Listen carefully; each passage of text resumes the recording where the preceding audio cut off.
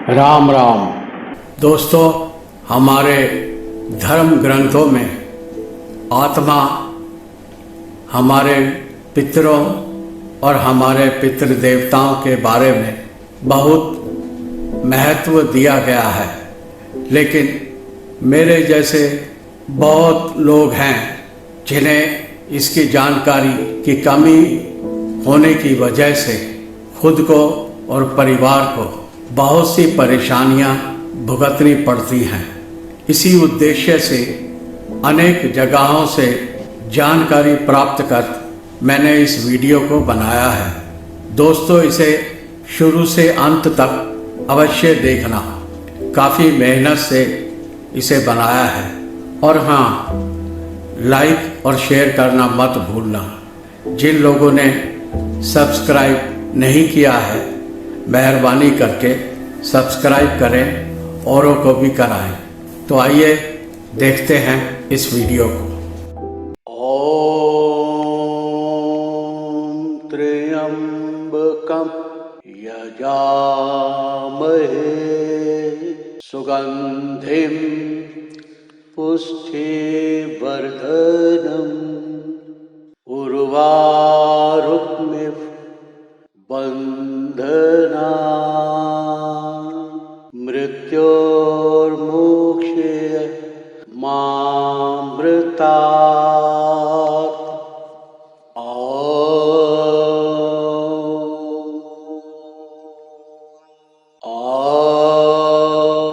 महामृत्युंजय यानी जो मृत्यु को जीतने वाला है, यानी भगवान शिव। महामृत्युंजय मंत्र के जप से संसार के सभी कष्ट से मुक्ति मिलती है और जीवनी शक्ति बढ़ती है। आत्मा के 3 स्वरूप माने गए हैं: जीवात्मा, प्रेतात्मा और सूक्ष्म आत्मा। जो भौतिक शरीर में वास करती है उसे जीवात्मा कहते हैं।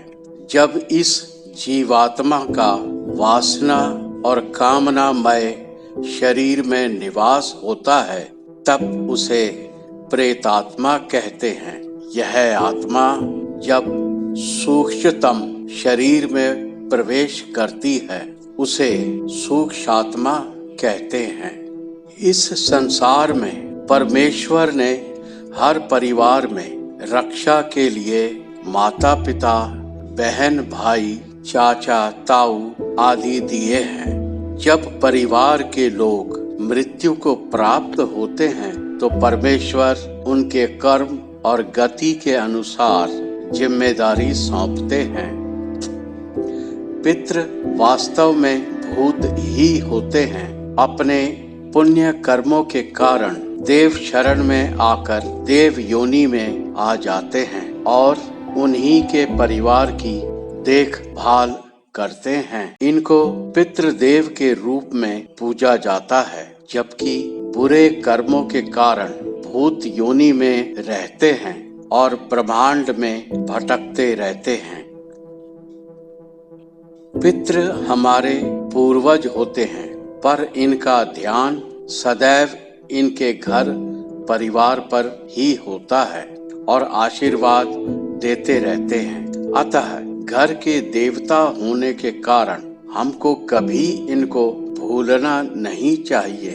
जो लोग अपने पितृ देवों को खुश नहीं रखते हैं, लाख कोशिशों के बावजूद वो अपने कुल देवता आदि को भी खुश नहीं कर सकते, क्योंकि जब हम इनको घर परिवार के किसी भी शुभ कार्यों में याद नहीं करते, ना ही पूजते हैं, तो क्रोध में अपना आशीर्वाद हटा लेते हैं और बहुत कष्ट देते हैं। और जब कभी भी परिवार का कोई सदस्य या परिवार गलत काम करते हैं, गलत रास्ते पर चलते हैं, तो उसकी सजा भी यही पितृदेव देते हैं। पितृदेवों को जब तक योग्य शरीर नहीं मिलता है तब तक ये पितृलोक में ही रहते हैं। योग्य शरीर मिलने पर ये उस शरीर के माध्यम से बोलते हैं।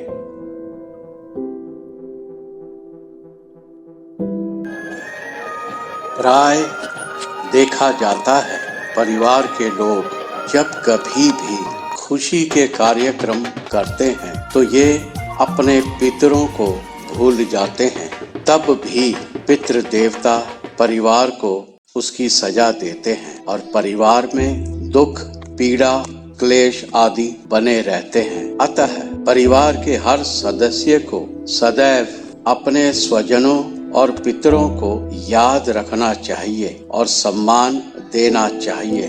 श्राद्ध पक्ष में पितरों और पितृदेवों की खुश होकर विधि पूर्वक पूजा करनी चाहिए और भजन करवाना चाहिए, जिससे पितरों को भोजन मिले और वे खुश होकर परिवार को सदैव आशीर्वाद देते रहें। इसी भावना से ज्यादातर राजस्थान के लोग अपने स्वजनों की चाह के रूप में सोने या चांदी की पातड़ी बनवाते हैं और पूजा स्थान पर रखते हैं, वे पूजा करते हैं। पितृदेवों की इच्छा अनुसार हम लोग भी हमारे पितरों को पातड़ी के रूप में सौरोजी शुकर क्षेत्र स्नान व पूजा आदि के लिए जा रहे हैं। इसी उद्देश्य से कुछ लोग हरिद्वार भी जाते हैं। सौरो शुकर क्षेत्र धार्मिक, आध्यात्मिक, मोक्षदायिनी, ज्ञान प्रदायिनी तपोभूमि, शास्त्रों की पावन पवित्र भूमि है। सौरो शुकर क्षेत्र उत्तर प्रदेश के अलीगढ़ मंडल के जनपद कासगंज के अंतर्गत कासगंज से बरेली मार्ग पर स्थित है। यह कासगंज जिले में एक शहर और एक नगर पालिका बोर्ड है।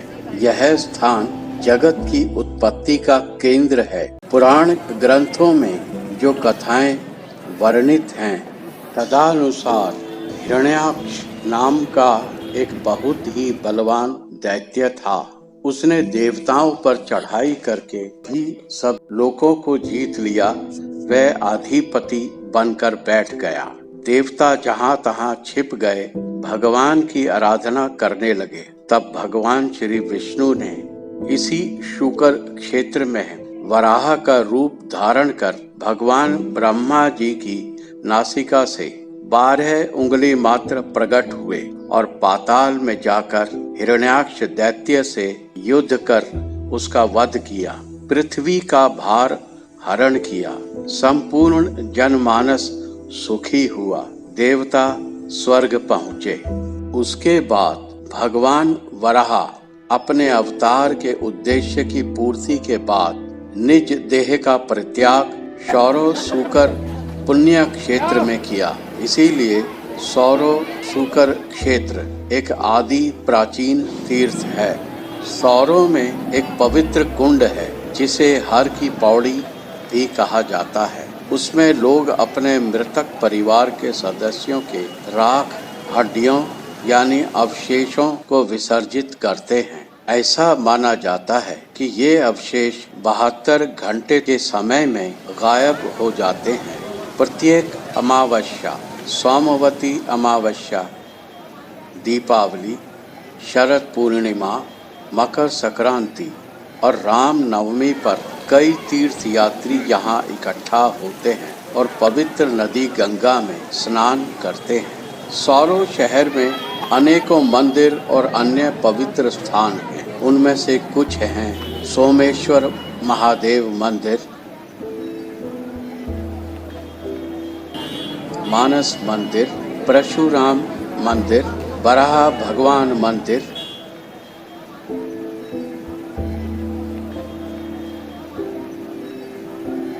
श्याम बराह मंदिर,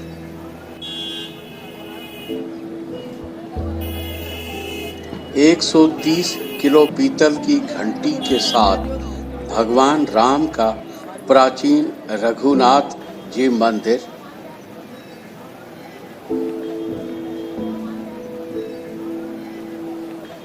महात्मा भागीरथ की तपोभूमि,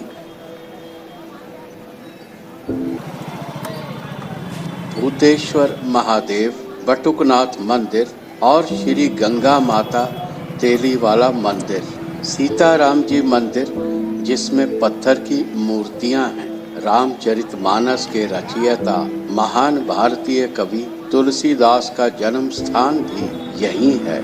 चंद्रमा ने भी यहाँ तपस्या की है। उनका स्थान दूधाधारी के नाम से है। कुछ मंदिर ध्वस्त हो चुके हैं।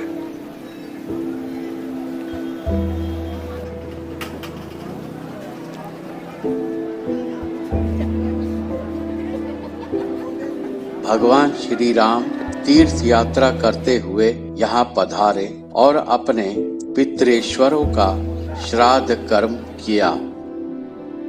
अक्टूबर और नवंबर के महीनों में सौरों में एक पशु मेला लगता है। अच्छी किस्म के घोड़ों और ऊंटों को यहाँ नीलाम किया जाता है। यह मेला दिसंबर महीने तक चलता है।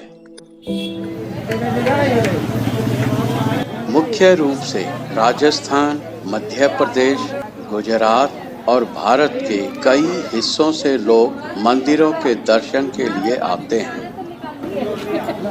ये क्या देख रहे हो? ये लेने ही सोच रहा हूँ। कितने की है? 70 बोल रहा है, मैं 50 दे रहा हूँ। टूट गई, हल्की है। अभी टूट जाएगी, है ना? मारो जरा जमीन पे।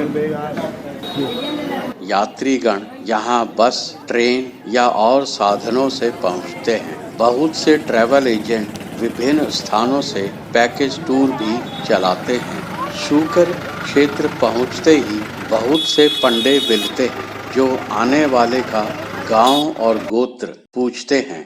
हर यात्री के लिए यहाँ पंडित भी फिक्स है।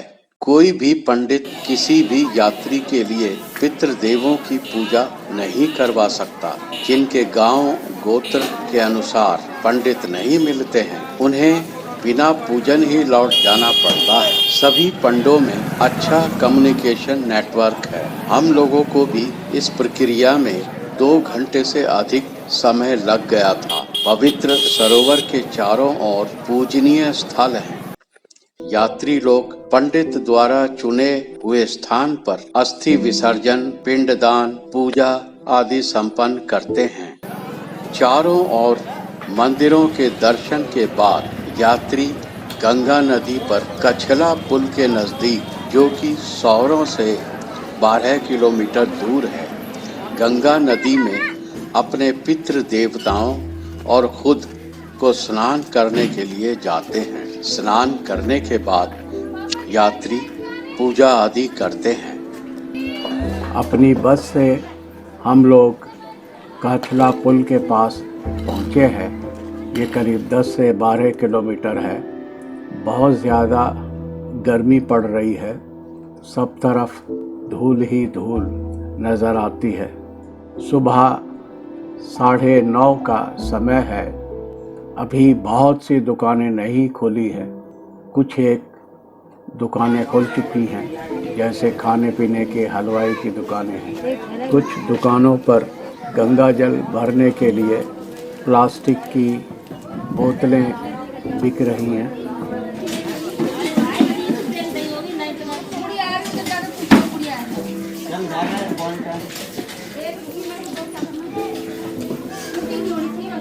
वापस हो जाएगी। मालूम पड़े तो आते बंद लेना नहीं आके।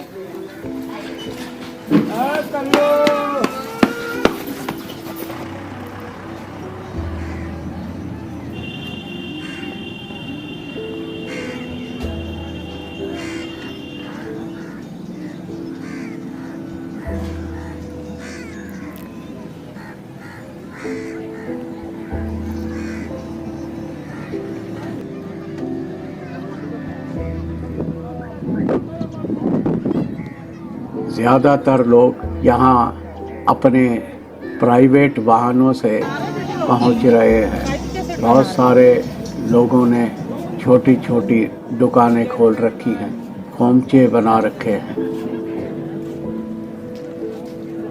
यहाँ पहुँचकर आप देख सकते हैं किनारे पर पानी इतना स्वच्छ नज़र नहीं आ रहा, इसलिए हमें किसी ने सुझाव दिया कि बोट द्वारा गंगा नदी के बीचों बीच पहुंचा जाए। वहाँ पानी की धारा साफ है, इसलिए हमने यह बोट की है। करीब 300 रुपए में आना जाना सभी के लिए। जो यहाँ भी तो बैठे हैं ये।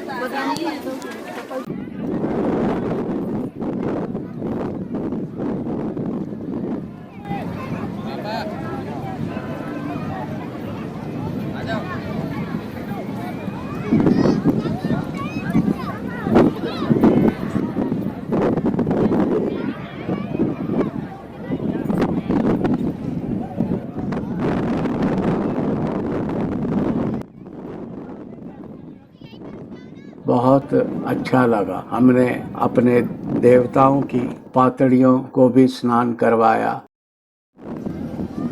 और खुद भी किया।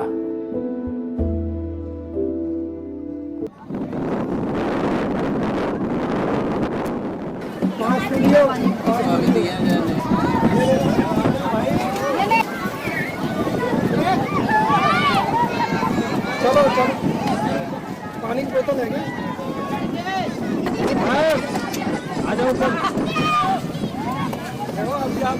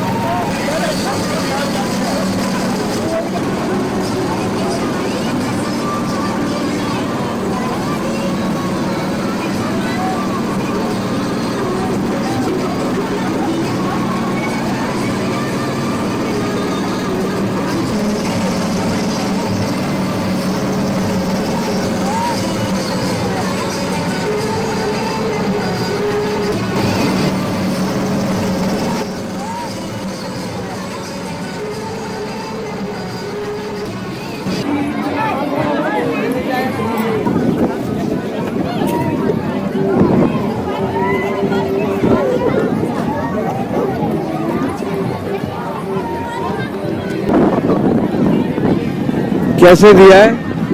10 रुपये 20 रुपये 10 रुपये 20 रुपये। छोले कितने हैं? 10 रुपये का 10 रुपये। और ये मोट? ये भी 10 रुपये का है। अच्छा, बढ़िया है। यहाँ पर भोजन बनाने की पूर्ण व्यवस्था है। हम लोग भी भोजन करने के बाद अपनी बस द्वारा घरों की ओर लौट चले। बोलो जय गंगा मैया की, बड़े बिहारी की। बोलो तो बीच वाले भी आएगी, छोटे भी आएगी, इंद्रनावली माता की, मेरे दोनों बाबाओं की, चारों चाचाओं की, दोनों भाइयों की।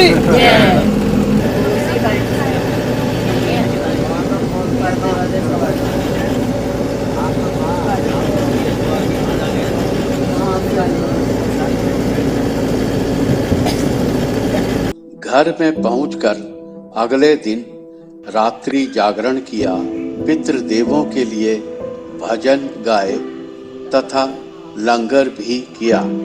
अपनी पितृदेवों की पूजा संपन्न की।